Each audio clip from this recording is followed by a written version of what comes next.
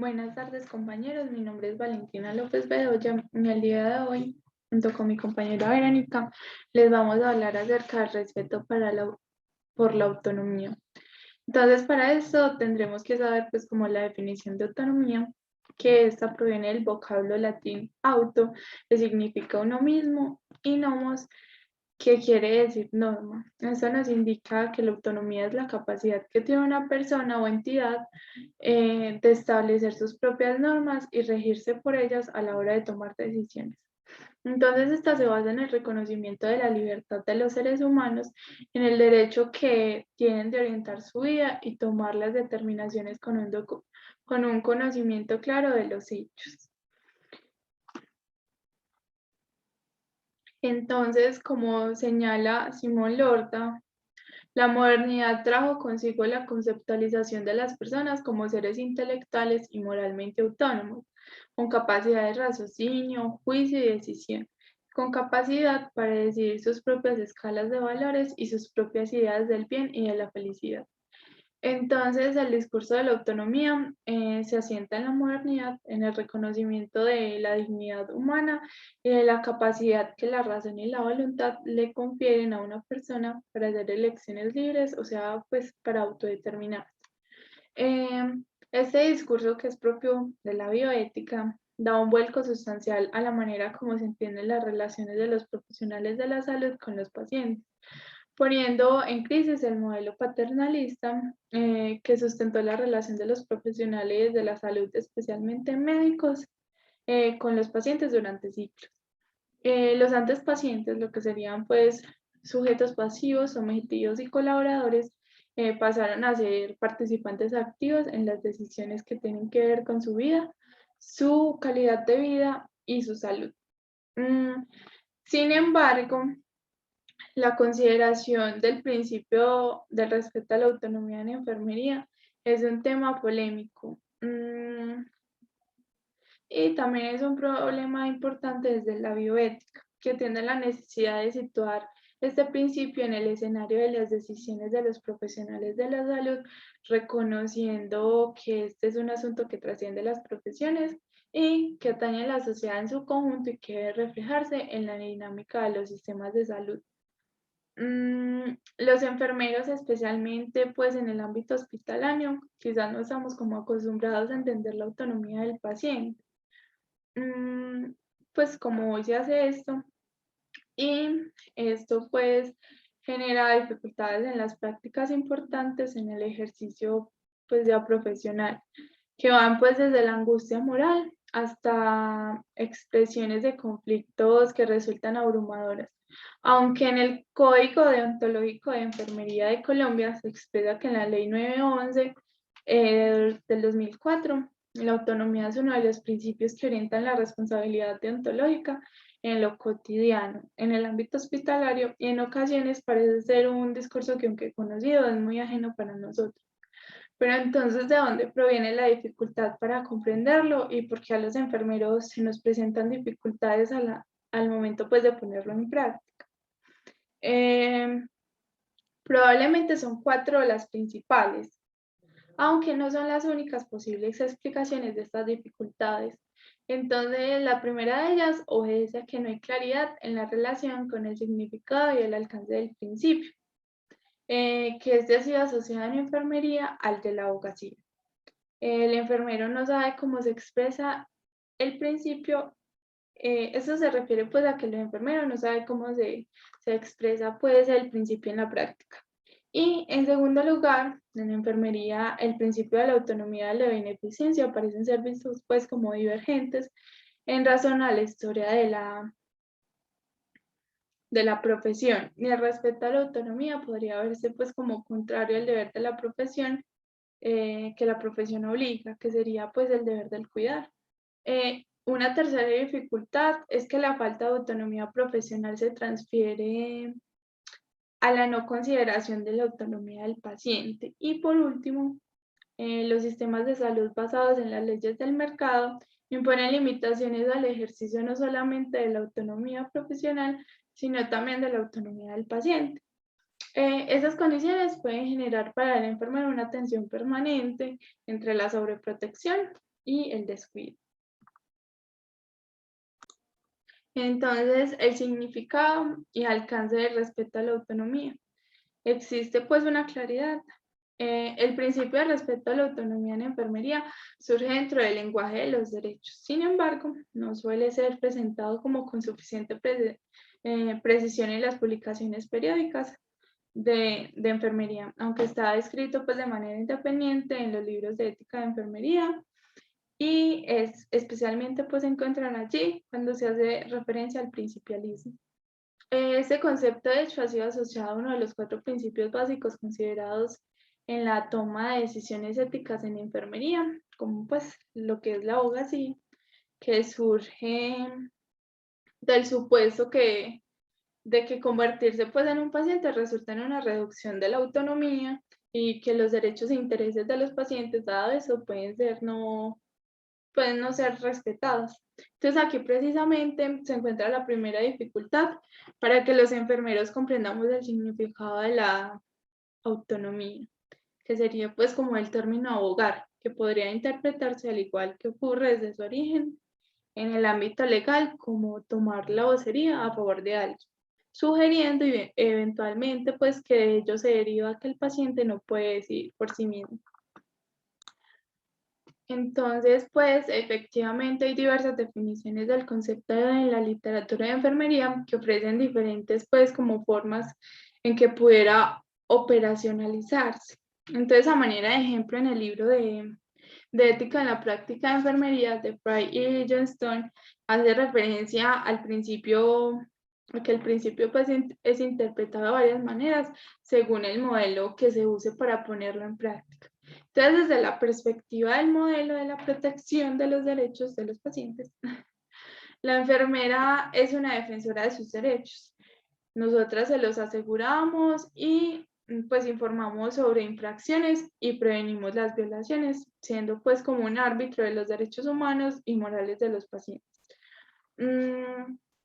Entonces, en el modelo de decisiones basados en valores, la enfermera pues discute con el paciente sus necesidades, los intereses y las elecciones de acuerdo, sí, con su estilo de vida y sus valores, sin imponer las decisiones, simplemente ayudándole a examinar las ventajas y desventajas de varias opciones de salud para que él tome las decisiones, pues como más consistentes con sus valores y las creencias. Y el último modelo es el modelo de respeto por las personas en el que se ve pues al paciente como titular de respeto, que de manera pues como que, de manera que nosotros somos los abogados del paciente, la enfermera primero tiene en cuenta sus valores y actúa para proteger su dignidad, privacidad y las elecciones. Entonces, partiendo de estos modelos, queda la duda si se trata de modelos excluyentes y de qué significado se le da a la autonomía del paciente en cada uno de ellos. Pero entonces en otras definiciones disponibles en la literatura de la enfermería, pues ponen de relieve las distintas formas de comprender el respeto a la autonomía, por ejemplo, como lo hace Willard, quien presenta pues las tres autoras. Una, Gadot, que se refiere a ella como ayudar al paciente a que tenga claro lo que quiere. Otra que es Clark, que considera que la abogacía consiste a informarle derechos y proteger sus derechos e intereses. Y la última, Salvage, plantea pues que la abogacía implica un compañerismo en una alianza entre los enfermeros y consumidores de servicios de salud sobre pues quién provee o los que hacen pues las políticas de salud. Y esto sería todo. Campo y voy a continuar con la explicación del tema autonomía y beneficencia, principios divergentes. Los principios de beneficencia y autonomía en enfermería suelen verse como divergentes, en cuyo caso se supone que el paciente y la enfermera tendrán nociones conflictivas, separadas y divergentes acerca de las mejores opciones de cuidado. Para abordar el conflicto que se plantea a la enfermera entre los principios de beneficencia y autonomía, es necesario tener en cuenta por lo menos 2 elementos. El primero de ellos, las consideraciones sobre la compasión y el eje central de su quehacer y el cuidar. Por otro lado, con respecto a lo primero, hay que decir que históricamente se ha entendido que la enfermera debe ser una persona compasiva, ya que durante varios siglos los hospitales fueron dirigidos mayoritariamente por comunidades religiosas, siendo la religión el más importante componente de su historia hasta el siglo XVIII. Con el más famoso ejemplo de beneficencia, en en el que el acto del samaritano excede la moral corriente al tener compasión y misericordia. Así, la misericordia desde el cristianismo es un atributo divino que intentamos imitar y que significa poner el corazón sobre la miseria. Entonces, la persona misericordiosa es aquella que asume una actitud compasiva hacia otro que está en una condición de necesidad.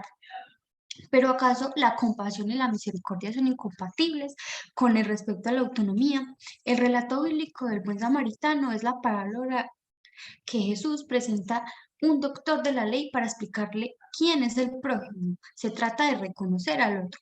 Sin embargo, ¿acaso ese reconocimiento del otro no implicaría respeto de autonomía si estuviera en condiciones de decidir?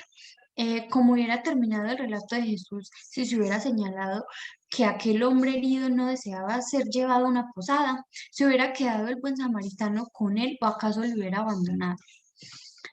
Según Hem y Hegen, la compasión es la obligación moral que impone a la enfermera cuidar de la vulnerabilidad de los pacientes y su dependencia de los profesionales de salud. Esta frase podría sugerir que efectivamente hay una asimetría de poder actuar y de poder decidir entre quien compadece y aquel que es compadecido. Es importante reconocer en este punto que las motivaciones del enfermero suelen ser altruistas. Esto es, que se procura el bien ajeno a un costa del propio. Esto conduce en ocasiones a que el enfermero reclame cuando las decisiones de otro no se corresponden con todo el esfuerzo, dedicación y trabajo que significó su actitud compasiva. eh, y por ello se respeta la autonomía del paciente en la medida que se retribuyen esos esfuerzos. Con esto quiero significar que hay que explorar si este reclamo es legítimo o si se trata de una manipulación. Es posible, y así se documenta en alguna literatura pues, de enfermería, que el enfermero esté dispuesto a ser compasivo y a reconocer al otro siempre y cuando las decisiones de ese otro, pues el paciente, concuerden con el enfermero. El riesgo de una interpretación incorrecta de la compasión conlleva precisamente a la vulneración de la autonomía y a caer en el paternalismo no solicitado. El problema radica en establecer la diferencia, eh, hasta qué punto la enfermera actúa con un paternalismo solicitado y cuándo deja de hacerlo. Entonces es necesario comprender el verdadero significado de la compasión de manera que no se convierta en una sobreprotección. Anteriormente, pues yo decía que para abordar el conflicto que se plantea la enfermera entre los principios de beneficencia y autonomía, es preciso tener en cuenta dos elementos. El primero ya mencionado, que son las consideraciones sobre la compasión y el eje central de su quehacer y el cuidar. Este es entendido como encargarse de la protección de la salud y el bienestar de alguien. Como ninguna otra profesión, la enfermería se involucra especialmente en el ámbito hospitalario con familiares y amigos de los pacientes y la particular relación enfermera-paciente genera un vínculo efectivo enormemente positivo para cuidar. Se cuida aquel con quien se establece un vínculo afectivo que parte del reconocimiento de ese otro vulnerable. El lazo se establece no solo reconociendo ese otro, sino su vulnerabilidad, referida al hecho de que las personas pueden ser dañadas. Pero según Lianchenko, a las enfermeras les ha ido conferido el estatus de responder por un tipo de vulnerabilidad particular, aquella asociada con la amenaza a la salud. No obstante, con alguna frecuencia la protección de la salud para responder a este tipo particular de vulnerabilidad va en contravía del bienestar de alguien que espera que se tengan en cuenta sus deseos y no solamente sus necesidades. Por ejemplo, ¿qué debe hacer una enfermera cuando una paciente hospitalizada por una hipertensión no controlada desea que no se le den alimentos con bajo contenido de sal? ¿Tiene acaso límites la autonomía? ¿Atender a sus deseos es acaso dejar de cuidar? ¿O acaso no atender a ellos es abusar del poder? Casos como estos se presentan en la práctica cotidiana y generan conflictos a los enfermeros, aparte de minar en algunas ocasiones sus relaciones con los pacientes.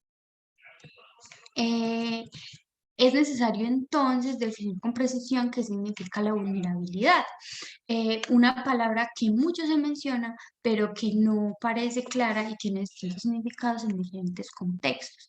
De cualquier forma, como lo expresa Danis y Patrick, los individuos como vulnerables tienen el riesgo de considerar a los otros dignos de misericordia. Los dos elementos a los que he hecho referencia, la compasión y el cuidar, son problemáticos en relación con el respeto a la autonomía en enfermería. Para algunas enfermeras, situar en el escenario a la autonomía significa dejar de cuidar, no ser compasivo, no hacer lo suficiente. Esto es, en términos principialistas, no cumplir con el principio de beneficencia o incluso caer en la maleficencia. Esto lo mostró un estudio realizado por Hassen en el que se encontró que las enfermeras tienden a darle prevalencia a los principios de beneficencia y no maleficencia más que al de la autonomía. Entonces voy a mencionar dos casos o dos estudios sobre el límite de respeto a la autonomía y tiene que ver con los casos de aplicación de la eutanasia. El primer estudio es que se entrevistaron a dos enfermeras sobre la participación de enfermería en la que estas dijeron que la participación se centraba en atender a la solicitud del paciente, comunicarla al médico y acompañarla a él y a su familia a lo largo del proceso, pero además señalaron como algunas de las razones para no estar dispuestas a aplicar la eutanasia personalmente, su resistencia emocional a matar, la naturaleza irrevocable del acto y sus dudas con respecto a lo correcto de la acción. Mientras que a unas enfermeras australianas que trabajaban con pacientes terminales, estas no solamente no apoyaban la eutanasia, sino que el 5% de ellas había aplicado la eutanasia sin una autorización médica, por su sentimiento de responsabilidad con el bienestar del paciente y el deseo de quitarle pues el sufrimiento. Estos dos casos muestran cómo los argumentos que presentan las enfermeras a favor tanto como en contra de la eutanasia proceden de un razón de eficiencia, no el de la autonomía. Bueno, el problema y cómo enfrentarlo desde la formación. Se ha hecho referencia a las dificultades que para enfermería tiene el reconocimiento del principio de la autonomía y se puede ver que en algunas situaciones la enfermera se mueve en una tensión entre la sobreprotección y el descuido. Pero frente a estas dificultades hay también interesantes retos que abordar desde la academia y las instituciones de salud. En primer lugar, es importante resaltar en la formación de los enfermeros la importancia del principio de autonomía en el contexto actual. En este sentido, se constituye en un interesante punto de partida la aproximación que hace Pablo Simón Lorda a la autonomía, más que como un principio, como un derecho que representa un cambio de perspectiva radical respecto a lo que deben ser las relaciones humanas, en donde se hace el llamado a las relaciones simétricas entre sujetos morales autónomos y con obligaciones de no maleficencia, beneficencia y justicia.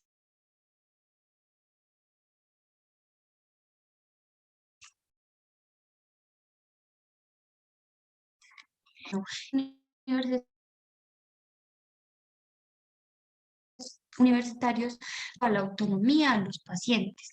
En este sentido, es preciso hacer claridad en relación con las posibles confusiones en que se pueden incurrir cuando, asumiendo que se respeta la autonomía del otro, lo que se hace es abusar del poder.